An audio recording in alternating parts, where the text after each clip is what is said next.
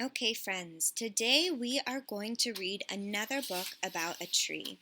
The title of this book is The Gift of the Tree. Yesterday you listened to the book, the fiction book, The Giving Tree, but it shared real nonfiction gifts that the tree gives. This book, The Gift of the Tree, also describes gifts that the tree provides its community. As we're reading today, we can think about how the tree changes in the story. This book kind of shares the life cycle of this tree here on the cover. And we can also continue to think about the gifts that trees provide us. The Gift of the Tree by Alvin Tresselt, illustrated by Henry Sorensen. It stood tall in the forest for 100 years or more, the oak tree. It had grown and spread its shade. It's providing shade. Birds nestled in its shelter. Squirrels made their homes in ragged bundles of sticks, and leaves held high in the branches. And in the fall, they garnered their winter food from the rich rain of acorns that fell from the tree.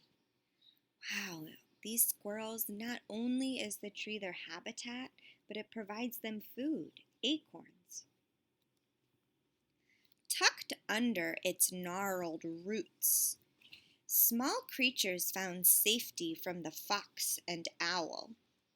Why do they need to find safety? Those animals are predators. Slowly, over the years, the forest soil increased as the brown, leathery leaves shaken down by the autumn winds moldered under the snow. Remember, we learned about this. Leaves fall off the trees and they start to rot on the ground. And then worms eat up those leaves and other decomposers. They eat them up and they poop it out, and that helps to give nutrients to the soil and create more soil. But even as the tree grew, life gnawed at its heart. Carpenter ants tunneled through the strength of the oak tree. Termites ate out the passageways in wondrous patterns.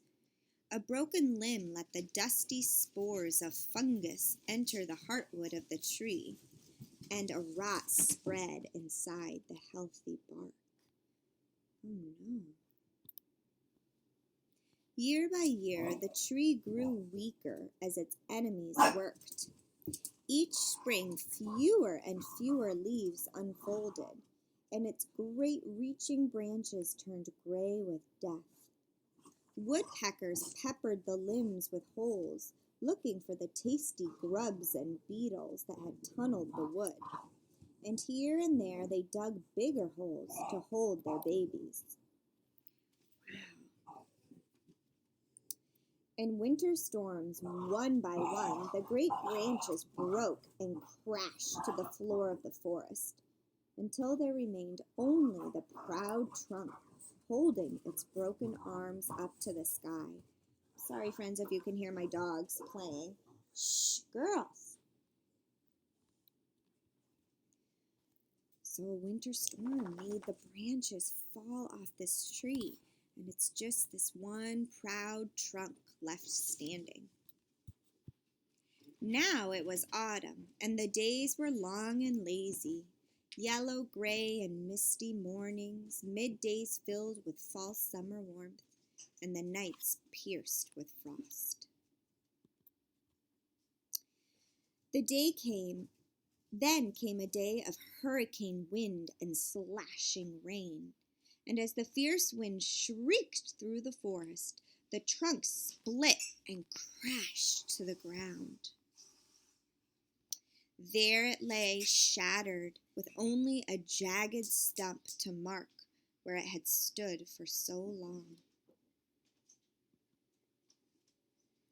The cruel days of winter followed. A family of deer mice settled into a hole that had once held an arching branch.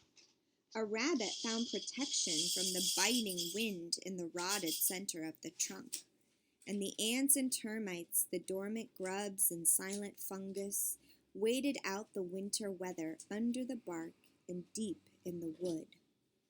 Wow, even though the tree has broken and parts of it are just laying on the floor, it's still providing a habitat and food for so many animals. I'm going to pause here to wait for that loud sound in the background to go away.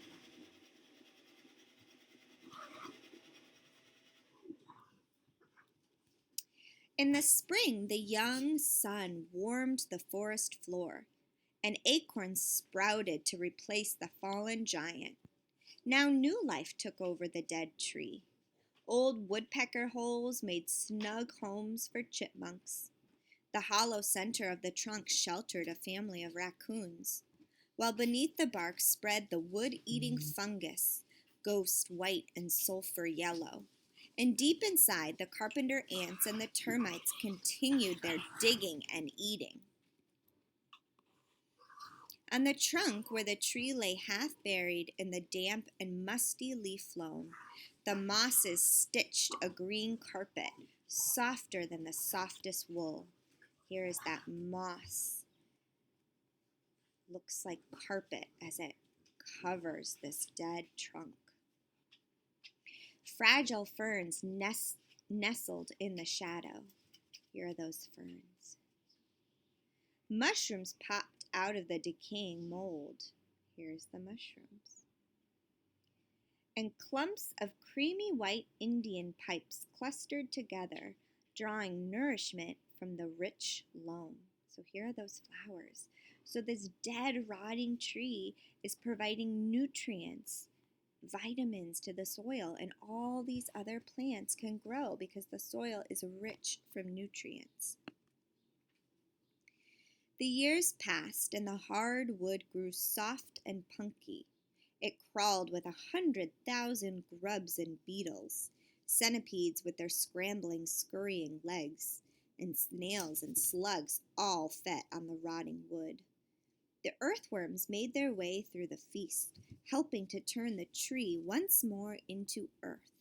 So what they mean is helping to decompose that tree, to eat it up and create soil. Pale shelf fungus clung to the sides like clusters of giant clamshells, eating away and growing as the tree decayed. A decomposer is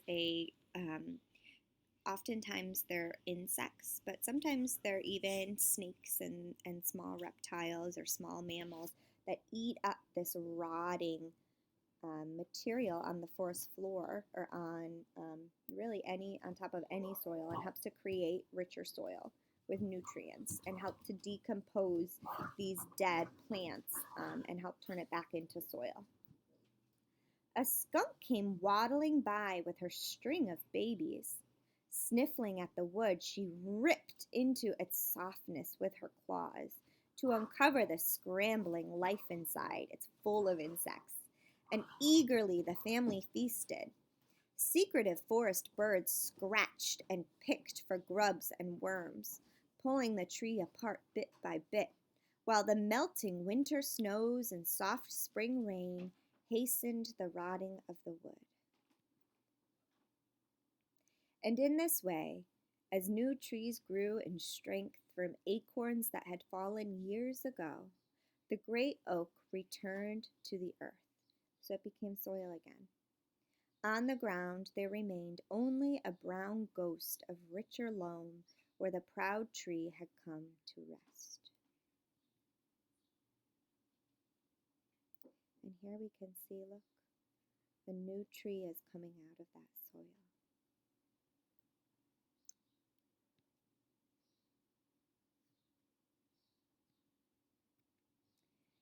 So in some ways, this book is sad, right? Because we see the end of this great oak tree's life. But it's also happy because we see all the gifts that the tree provided. And we also see how, even though the tree died, it helped to create new life and new trees where it once was.